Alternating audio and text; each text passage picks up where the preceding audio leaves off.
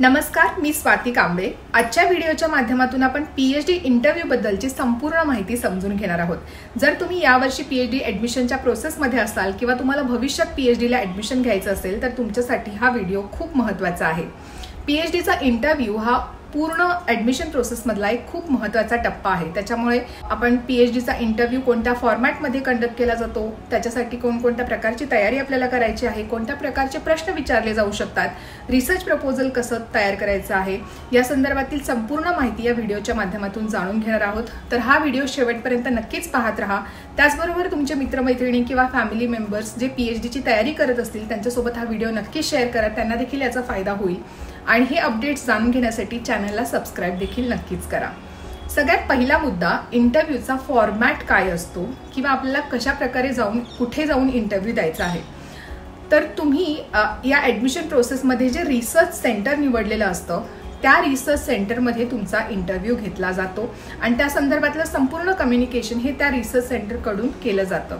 For example, तुम्ही पुणे युनिव्हर्सिटीतील एखादं department किंवा अहमदनगर नाशिक या सब सेंटर्समधलं एखादं डिपार्टमेंट हे तुमचं रिसर्च सेंटरमधून निवडलेलं असेल तर त्या रिसर्च सेंटरवर इन पर्सन तुमचा हा घेतला जातो।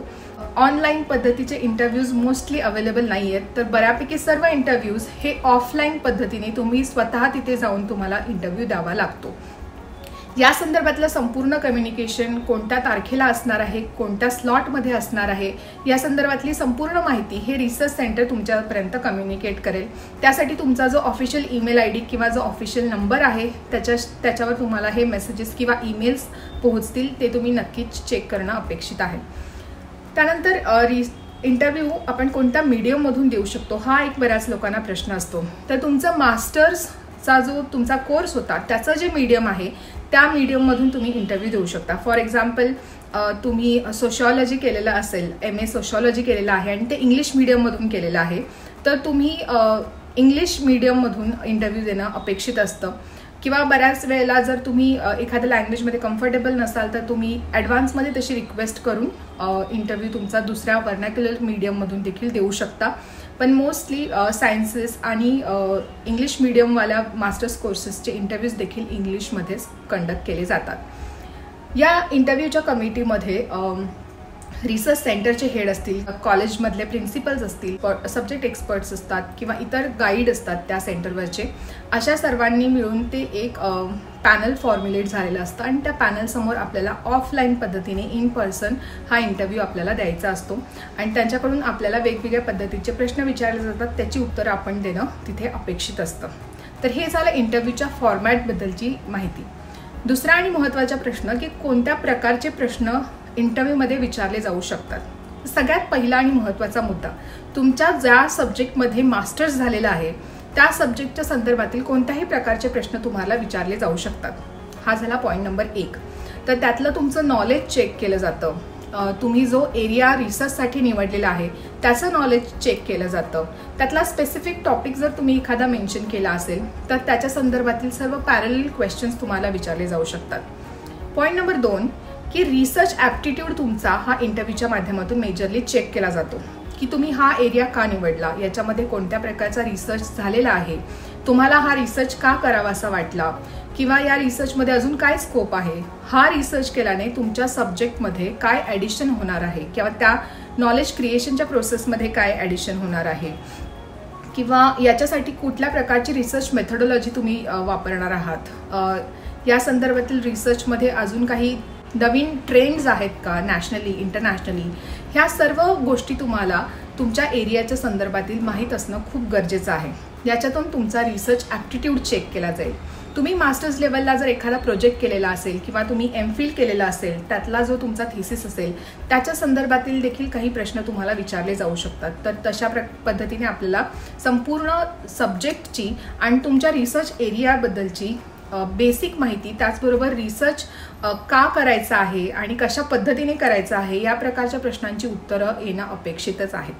तर त्या पद्धतीने आपल्या सब्जेक्टमधली आणि आपल्या रिसर्च एरियामधली चांगली तयारी करूनच आपण इंटरव्ह्यू फेस करायचा असतो।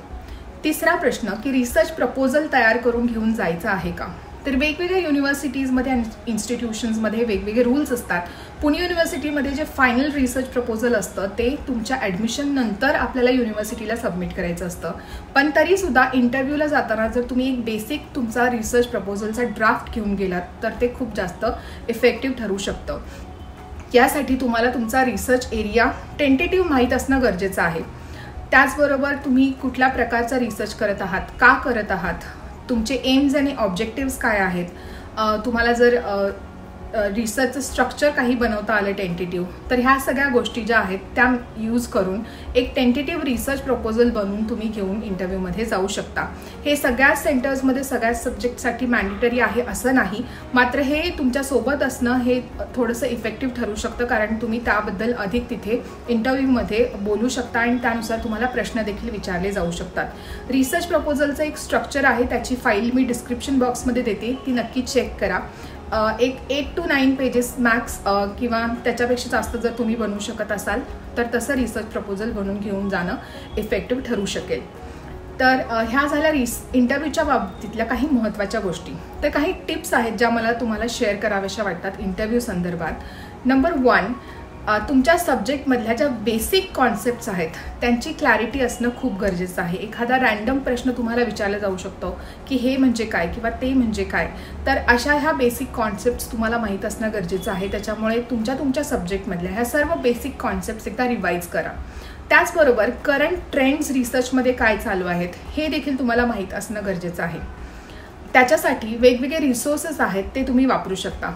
एक खूप चांगला रिसोर्स म्हणजे शोधगंगा.com, त्याची लिंक मी डिस्क्रिप्शन बॉक्समध्ये देते. याच्यावर भारतातल्या सर्व युनिव्हर्सिटीजमधले रिसर्चचे थिसिस तिथे आपल्याला अवेलेबल असतात. तुम्ही जो कोणता रिसर्च एरिया आता निवडाल तो फक्त तिथे कीवर्ड टाईप केला की त्या संदर्भातले बरेचसे रिसर्च थिसिस तुम्हाला तिथे मिळतील. त्याचा तुम्ही आधी अभ्यास करू शकता की कोणत्या प्रकारचे ट्रेंड्स सध्या चालू आहेत आणि तुम्ही कोणता एरिया निवडू शकता.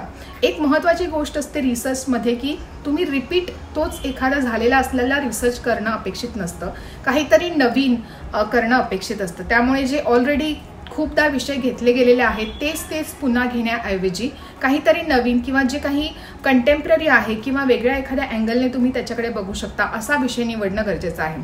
आताच्या काळामध्ये तुम्ही इंटरडिसिप्लिनरी किंवा मल्टीडिसिप्लिनरी पॉईंट ऑफ व्ह्यूने सुद्धा एखादा रिसर्च टॉपिक घेऊ शकता, ज्याच्यामुळे तुमचा रिसर्च अजून जास्त डायनॅमिक देखील होऊ शकतो.